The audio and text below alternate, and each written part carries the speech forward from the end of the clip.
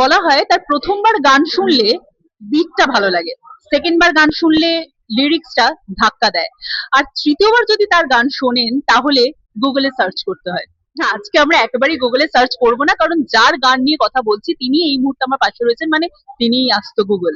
যদি তার পরিচয় দিতে হয় তাহলে বলতে হয় তিনি তার হোম গ্রাউন্ডে ইতিমধ্যে এসে গিয়েছেন, তবে আরেক হোম গ্রাউন্ডের খবর নিয়ে। মানে দারুণ একটা সুখবর রয়েছে, কিন্তু কি সুখবর সেটাই তাহলে পরিচয় করে দিয়ে আমাদের সাথে রয়েছে none other than EPR Iyer. And welcome home গ্রাউন্ডে আসার পর এই মুহূর্তের ফিলিংসটা কিরকম? আমার ফিলিংটা মনে হচ্ছে, আমি যদি দুটো শব্দে বলি, মানে hashtag nostalgia, hashtag homecoming. আর সেখানেও আসে একটা হোম গ্রাউন্ডের হাত ধরেই আর কি, আরেকটা হোম গ্রাউন্ডকে নিয়ে। একদম আরেকটা হোম গ্রাউন্ডকে নিয়ে hustle season 5 is coming, and এবার আমরা ট্রাই করছি কি ডিফারেন্ট ডিফারেন্ট রিজনস থেকে ডিফারেন্ট ডিফারেন্ট রিজনাল ট্যালেন্টস কে তোলা, and it's gonna be amazing. এই যে এমটিভি হাসেল নিয়ে কথা হচ্ছে, ইপিআর এর লাইফটা এমটিভি হাসেল কিরম ভাবে চেঞ্জ করেছে বা কতটা চেঞ্জ করেছে আদৌ?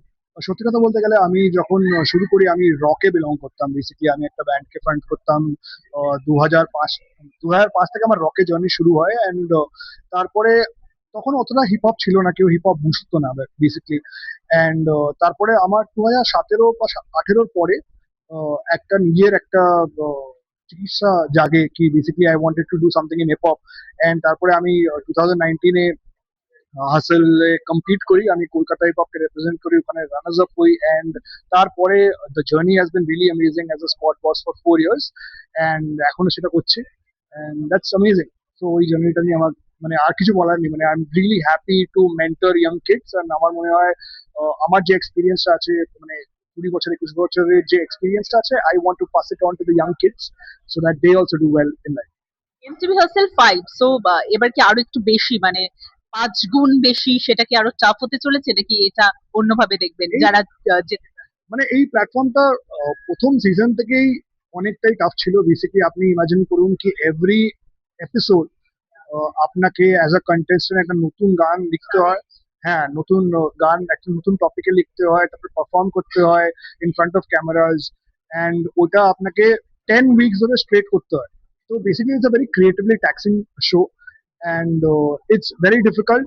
অ্যান্ড এখনকার দিনে কম্পিটিশনটা, আমার আমার সময় অতটা কম্পিটিশন ছিল না, কিন্তু এখন এই কম্পিটিশনটা ডেডলি হয়ে গেছে। মানে basically you will see rappers everywhere. তো এখন 19 বছরের ছেলেগুলো যা র্যাপ করছে, মানে আমি তখন, মানে যখন আমি 19 বছরের ছিলাম, আমার মনে হয় না আমি ওটা করতে পারতাম। তো the competition is amazing, and May the best man win. আচ্ছা, কলকাতা কতটা ইপিআর এর এই র্যাপের মধ্যে দিয়ে তাকে আরো ইনফ্লুয়েন্স করেছে, আরো বেশি এগোতে সাহায্য করেছে, কলকাতার কতটা প্রভাব রয়েছে তার মধ্যে? আমি আমি যদি আমাকে আমাকে যদি বলতে হয়, বেসিক্যালি আমি everything about me is Kolkata. Because আমি যদি কলকাতা যদি না থাকতো, আমার কবিতাও থাকতো না, আমার র্যাপিং ক্যারিয়ারও থাকতো না, আমার মিউজিকও থাকতো না। Kolkata is everything, it's in my soul. Hindi, Bangla, English তিনটের ক্ষেত্রে যখন গানগুলোর সামনে আমরা দেখতেও পাই আর কি, সেটা ক্ষেত্রে কতটা কিভাবে চেঞ্জ হয়, কি কি চেঞ্জেস আনতে হয় এটার মধ্যে দিয়ে, এই জার্নিটার মধ্যে? বেসিক্যালি কনসেপ্টটা সেমই। বেসিক্যালি আপনার যে যে যে কমফোর্টেবল ল্যাঙ্গুয়েজটা আপনাকে, যেটা যেটা যেটা নিয়ে আপনি ভাবুন। তো মানে আপনি if I think in English, then it helps me express better. আমি যদি এখন বাংলায়, যেরকম আমি এখানে শুধু বাংলায় কথা বলি আমার বন্ধুদের সঙ্গে, কিন্তু ওই বাংলাটা অন্য রকমের। সেই বাংলাটা এখন বলতে পারবো না ওই বাংলাটা, কিন্তু basically that Bengali has also helped me, and I believe language is just a tool to express, and whichever language you're comfortable in, go for it. EPR কতটা এনজয় করে কলকাতার ছেলে এইটা? আমি খুবই এনজয় করি বেসিক্যালি। আমি এখনো one of the few artist, আমি আপনি বলতে পারো কি, যেখানে ফেম পেয়েও আমি বম্বেকে আমি সুইচ, মানে বম্বেতে আমি সেটেল হব না, আমি কোনোদিনই হব না, because I love Kolkata, and Kolkata is where my heart is. Rapping এর যে জগৎটা আমরা দেখতে পাচ্ছি, সেখানে একটা দারুণ ইভলভ করেছে, আরো বেশি আমরা বলতে পারি সেই চেঞ্জেসটাকে, সেটা কিভাবে ইপিআর দেখছে, মানে আরো বেটার হচ্ছে নাকি কোথাও একটা মনে হচ্ছে অন্য কিছু মিসিং হচ্ছে, কিভাবে দেখছে? আমার মনে হচ্ছে কিছুই মিসিং হচ্ছে না। বেসিক্যালি এখন আমি যদি আগে আহ, মানে আমি যখন ক্যারিয়ার শুরু করি, আমাকে বলতে হতো কি আমি কি করছি, বেসিক্যালি এইটা র্যাপ করছি। হ্যাঁ, তো লোকে আমাকে বলতো কি তুমি তো স্পিডে কথা বলছো, এটা আবার কি আর্ট ফর্ম। তো তখন তখন থেকে যদি এখন আপনি কম্পেয়ার করে দেখবেন কি, এখন একটা হিপ হপ নিয়ে একটা মুভি হয়ে গেছে গালি বয়। তারপরে আপনি দেখতে পাচ্ছেন হিপ হপ আর্টিস্ট আর in brand endorsements, এতগুলো অ্যালবাম বার করছে।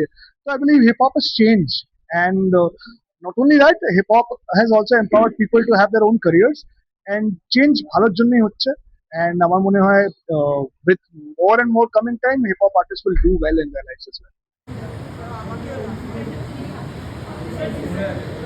অ্যাজ অ্যান আর্টিস্ট কতটা মনে হয় যে এটা একটা সামাজিক দায়বদ্ধতা রয়েছে যে সেই বিষয়গুলোকে তুলে ধরা নিজেদের গানের মাধ্যমে নিজেদের র্যাপের মাধ্যমে? আমি সবসময় আমার যে জনরা, প্রাইমারিলি জনরা, বেসিক্যালি আমি তো রক মিউজিক থেকে আমার ক্যারিয়ারটা শুরু করেছি। তো আমার ফেভারিট আর্টিস্ট যদি বলতে হয়, বব ডিলান বলুন কি সিস্টেম অফ আ ডাউন বলুন, ওরা সবসময় সোশ্যাল ইস্যুস নিয়ে কথা বলে। অ্যান্ড ওই জিনিসটাই আমি ক্যারি অন করতে চাই, অ্যান্ড ওই জিনিসটাই আমার আইডেন্টিটির মধ্যে পড়ে। তো বেসিক্যালি কলকাতা আরেকটা জিনিস আমাকে শিখিয়েছে, যেটা হচ্ছে কি তোমার যদি কোনো বক্তব্য থাকে, তুমি ওই বক্তব্যটাকে রাখো। মানে বেসিক্যালি তুমি হারিয়ে যেও না, মানে ক্রাউডে হারিয়ে যেও না, তুমি জাস্ট সামনে আসো আর কথাটা বলো। তো basically I want to keep on doing that. And like I say, I bleed ink, and I do protest poetry, and আমার হয়তো ওই নাম্বারস গুলো অতটা কমার্শিয়াল সাকসেস হয় না, কিন্তু I am happy with it because আমার যে কনসিয়েন্সটা বলে দ্যাট কিপস মি হ্যাপি। তো দ্যাট ইজ ইট। অ্যাবসলিউটলি শেষে এসেছি। এখনো পর্যন্ত চারটে আমরা এমটিভি হাসেলের দেখেছি। তো ইপিআর এর সব থেকে বেশি মেমোরেবল মোমেন্ট কি রয়েছে এখন পর্যন্ত এমটিভি হাসেলের? এমটিভি আসলে যখন আমার মনে হয় কি আমি যখন সিজন মানে যাই, তো আমার হাত থেকে ট্রফিটা বেরিয়ে যায়। বেসিক্যালি আমি I gave my best, I got second. But তারপরে অ্যাজ আ মেন্টর আমাকে যখন নেওয়া হয়, তো সেকেন্ড সিজনে তো আমারই একটা ছাত্র এই ট্রফিটা তোলে। তো ওই জায়গাটা আমার খুব মেমোরেবল, কেন কি যেই like আমার মনে হয় কি মাই টিচিং ওয়াজ সাকসেসফুল, যখন আমি দেখলাম যে আমার স্টুডেন্ট ট্রফিটা আমার সামনে লিফট করছে, that was the প্রাউডেস্ট movement. And তারপরে ওই সেম ছাত্রকে আমি দেখছি আজকে আমার পাশে বসে আছে as a squad boss, shout out to MC square. And এটাই আমি দেখতে চাই, মানে টু টু পাস অন, আমার মনে হয় অ্যাজ এন আর্টিস্ট এই এক্সপিরিয়েন্সটা যদি, আমার যে এক্সপিরিয়েন্সটা আছে, যে আমি যে ভুলগুলো করেছি, সেই ভুলগুলো যদি আমি বলতে পারি আমার ফেলো আর্টিস্টকে, ওরা যদি ওই ভুলটা না করে, that is my biggest weak. And last but not the least, EPR এর এতটা জার্নি আমরা দেখতে পেয়েছি, কিন্তু ইপিআর অনেকগুলো গান দর্শকদের দিয়েছেন। প্রত্যেকটা গানই দর্শকেরা যেভাবে গ্রহণ করেছেন, কিন্তু ইপিআর যদি কাউকে বলে যে তার যখন ফার্স্ট মাথায় আসবে এই গানটা শুনতেই হবে, তাহলে সেটা ইপিআর এর কাছে কি, মানে ইপিআর এরই গানের মধ্যে ইপিআর এর সব থেকে বেশি ফেভারিট সং কোনটা? আমার ফেভারিট গান যদি আমাকে বলতে হয়, তো একলা চলো রে, মাই version of Ekla Cholo Re is my favourite, and I wrote it for the farmers of our country, and that was my finale performance in MTV hustle 1, and that's my favourite. Thank you so much. And last, যারা নতুন start করেন তাদের জন্য EPR এর থেকে কোনো?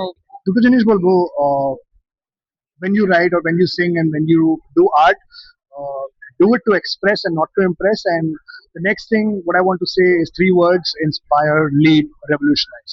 Thank you so much. MTV hustle home ground, MTV hustle 5 home ground আসতে চলেছে, কি বলতে চাইবেন সকলের জন্য? কারণ MTV Hustle Season 5 Apna Home Ground, streaming live from 8th August. Root for EPR Rebels. Thank you.